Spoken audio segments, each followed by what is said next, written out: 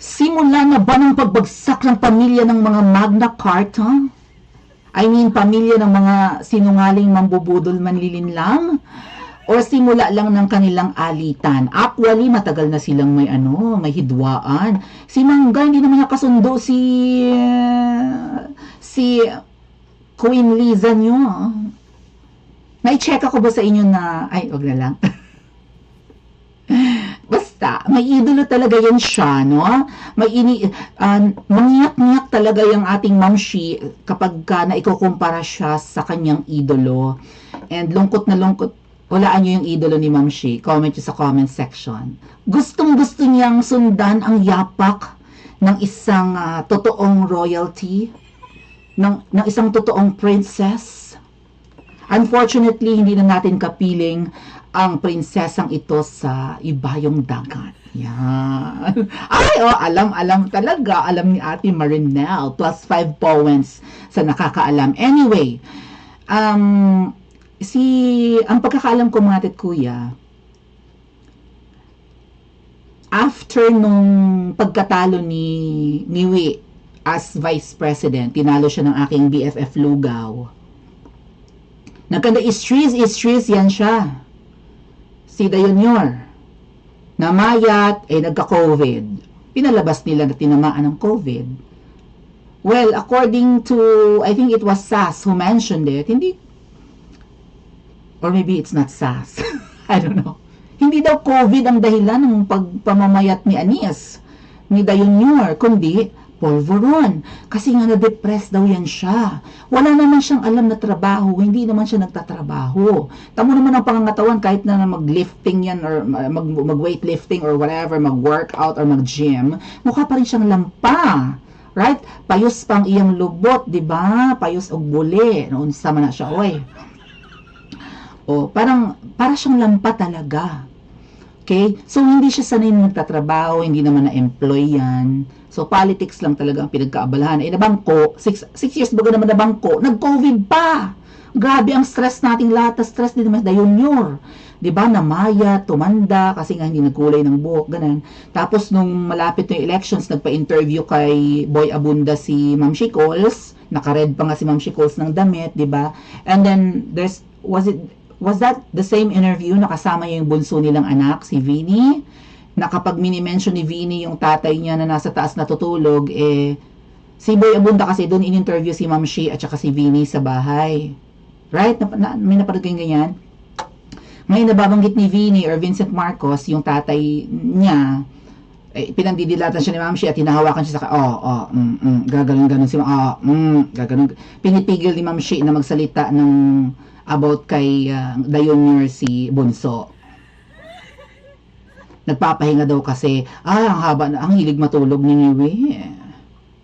Boy Abunda, bisita nyo, hindi ka humarap, malapit na election nun Kaya nga, in-interview si Ma'am Shi.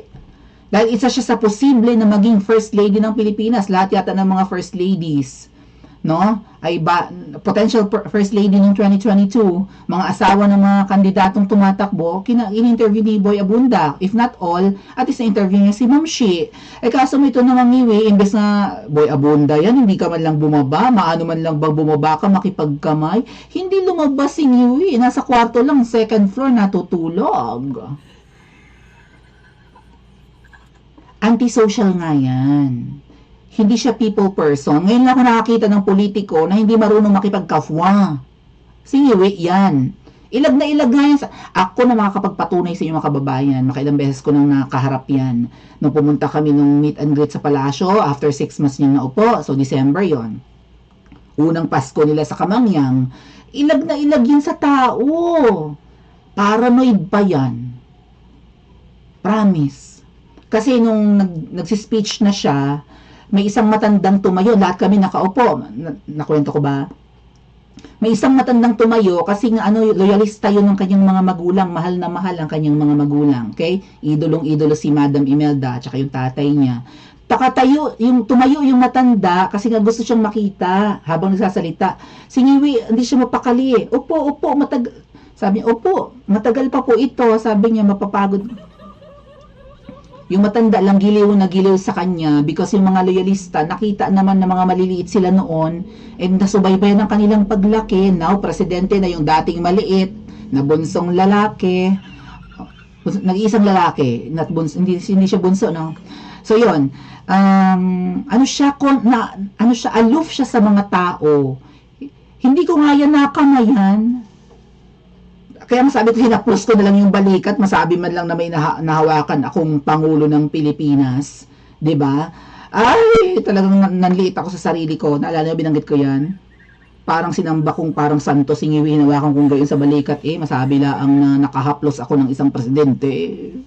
Budol! Anyway, so, si Mangga at si Ma'am Shi, hindi maganda ang relasyon. Alright? Hindi sila okay. Kasi kahit sa pelikulang Made in Malacanang, was it Made in Malacanang or is it the Martyr or Murderer? I think it's the Martyr or Murderer. Kasi naunang mag-asawa yung si Irene, yung isa pang kapatid. Diba? Si Mangga, si Ngiwi, si Irene. Naunang mag-asawa yung Irene, diba? Ano ba na pangasawa niya? Araneta rin? Dilaw rin. Anyway, nauna mag-asawa yon. So, sa kasal ni Irene, syempre abay si Ngiwi, at ang kanyang partner ay si Claudia. Was it Claudia Bermudez? Isang apakagandang Pinay na may lahi. Lagi naman na kayo magkasama pa kayo sa kwarto. Dapat kayo na lang ang ikinasal. Kasi sabi ni Makoy, yung senior, yung tatay nila. Dapat daw si Dayunior na lang ang ikinasal noon. Ay kung nakatuluyan ni Dayunior noon si Claudia Bermudez, ay talagang, pak. Ay kasi nga 'di ba yung mga gusto ni mukhang mahilig si Dayunior sa mga may lahi. Ay si VP Sara ay may lahi. Hello. Kaya grabe di umano ang gelling ni ni Ma'am Shi kay VP Sara nung kampanyahan nung 2022. Tangkad na babae ni VP Sara, tas maputi, mestiza, makinis, pak. German blood. Tapos hindi naman sila mukhang magkapatid, mukha silang magjowa ni Ngiwi nung 2022 elections, yung Unity Team. Mukha sila magjowa. Ay si Ngiwi ay pa-bebe face din, pa-bebe face. Wala sa picture si Ma'am Shi, di ba? Hindi siya umeksena. Hindi natin sukat akalain, siya pala ang gumagalaw sa likod. Parang yung isa ring double agent na tahimik kunwari, pero siya ang kumukumpas.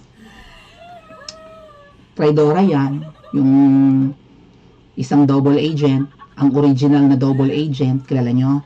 Anyway, so, hindi magandang relasyon ito, pinilit na lang ni Mangga. Anyway, sabi, magkasama naman kayo lagi ni Botoda, pakasal na kayo. Si Mangga yata nagsabi na ikasal na si Ngiwi at saka si Ma'am Shi.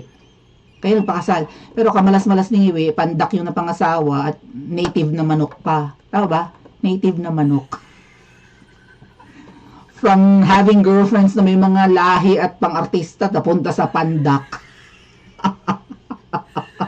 Tapos mukhang guyam, nangangagat. Charot lang. Anyway, hindi nga maganda yung relasyon ng mga yan kasi nga, 'di ba, strong woman si Mangga, strong woman din, 'di ba, mga alpha female man tawag sa kanila, 'di ba, mga may tawag sa ganyan mga bitchesa. Pwede ba 'yan, bitchesa? Pareho silang bitches. Hindi magkasundo. Tapos ngayon, gustong-gusto siguro makausap ni Mangga si Ngiwi, baka kinocordon sanitary ni Butod. Ni Butod. Tama ba? Hinaharang ni Butod ang conversation ni Mangga at ni Ngiwi kung totoo man. Anyway, sa nangyaring iskandalo ni Ma'am Shi sa US, may namatay na erederong bilyonaryo na si bit-bit niya roon, hindi na nakauwi ng buhay at napatunayan na nategi sa kokaina. Ano ibig sabihin nun?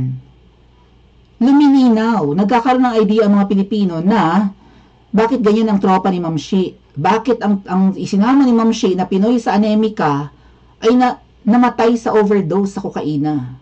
Imposible hindi niya alam, family friend nila ang pamilya nun. Matter of fact, yung asawa nun ay appointee ng palasyo. So nagtatrabaho for Ngiwi, yung Dina, right? Pamangkin nga yun ni Arroyo, right? Ni Gloria Macapagal Arroyo. Maybe that's the reason kaya hindi pumapalag si GMA kay Butod. Dahil tao ni Butod ang pamangkin ni Madam Gloring. Tama? Baka sipain ni Butod si si Dina. Yung asawa ng namatay. Kung kakalabanin ni GMA si Butod. Tama? Kaya hindi masyadong nagpaparamdam si GMA ng pagkampi kay VP Sara. Pag-iinitan siya ni Butod. Sino ba si Butod? Anyway, napilitang mag-issue ng statement si Mangga, mukhang na-pressure na mga ate at kuya, no, na magsalita kasi kamag-anak niya to, okay, relative by marriage, ang involved and naieskandalo. Ang issue dito, namatay, hindi lang namatay, droga. Right? Krimen. So napilitan si Manggang mag-release ng statement. Basahin natin. Ano mga pinagsasasabi? At kumbinsido ba kayo? Ito bang kanyang statement ay may bisa? Makikinig ba sa kanyang panawagan ang kanyang sopa timbang? Okay? Where you at? Eto. Official statement ni Mananggiti. Mananggiti? Saan? Ansave. In recent days, reports, sabi ni Anes, patungkol to sa kamatayan ni Paulo Tantoco or Pawi. Pawi, paano pambabae yung Pawi, no? Pero palayo yun eh. Lalaki po yung namatay, 44 years old, tagapagmana ng apakabonggang negosyo dyan sa Pilipinas. In recent days, reports have circulated online and in various public fora that the untimely death of Mr. Paulo Tantoco on March 8, alalanin yung March 8, 3 days after, pinakidnap si PRRD, pinakulong sa ICC. Natabunan tuloy yung issue, hindi tuloy ito napag-usapan. Ngayon, nabubuhay ang multo ng bangungot or whatever. Namatay nung March 8 in Los Angeles was caused by cocaina effic. Some reports further suggest that Mr. Tantoco was apparently part of the entourage of the First Lady Lisa Maliit ang Chan Marcos, who was in LA at that time to promote the Manila International Film Festival. More troubling are claims circulating online that the First Lady may have, ang First Lady na yan ay hipag mo ining. Kapamilya mo, hindi mo man kadugo, kapamilya mo by marriage. So, relative mo by affinity. More troubling are claims circulating online that the First Lady may have personal knowledge. Alang ang hindi niya alam. Ano siya, syunga? Ano siya, malag? Ano siya, boba? Ano siya, autistic? Para niya malaman. Ay, abogada yan. Matalino naman. Imposible. Right? Hindi nga, Manang, hindi yan nakipaglamay. Ikaw, Manang, nakipaglamay ka ba sa burol ni Paulo? Pumunta ka man lang. Family friend nyo yan. Kaibigan ng nanay mo. Ang alam ko, ang nanay ni Tantoco. May knowledge of the circumstances surrounding Mr. Tantoco's death, while some alleging that she was present at the scene either shortly before, during, and immediately after. Biro mo, bago yung pangyayari, nandun si Ma'am Shi, habang may masama ang nangyayari, baka nga sumasama ng pakiramdam, nandun si Ma'am Shi, at pagkatapos ng pangyayari, pagkategi, pagdating ng mga kapulisan at ambulansya, nandun si Ma'am Shi! Given the gravity of these allegations and the matters undeniable public interest, I urge Malacanang to issue a comprehensive report. Okay. Pinipino niya, no? Talagang hinihikayat niya ang palasyo. Hinihikayat ni Mangga. Ayan na naman tayo sa ek-ek ining. Umi-ek-ek ka na naman. I urge the palace to issue a comprehensive report on the circumstances of Mr. Tantoco's death, including any involvement, direct or indirect, of the First Lady or other Philippine government officials. Kasama ba dito si Jinggoy at saka si Quezon? Hindi nagsasalita ang mga yan. Tahimik ang mga yan. Nakiramay ba ang mga yan? Umaten ba sa burol nung namatay? Ayan. I also call for the clarification of the First Lady's whereabouts at the relevant time as may be reflected in official records such as the medical examiner's report to dispel further speculation. Ayun lang, nanawagan ka laang. Kaming mga ordinaryong tao na nanawagan din na magpa-hair follicle test, hindi nga lang written, hindi well written. Post lang, maigsi lang. Ikaw, official statement pa utot. Walang bisa.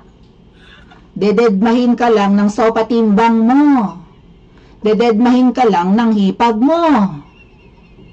Eh kung gumawa ka ng Senate investigation, mag-issue ka ng, 'di ba? Mag-issue ka ng invitation.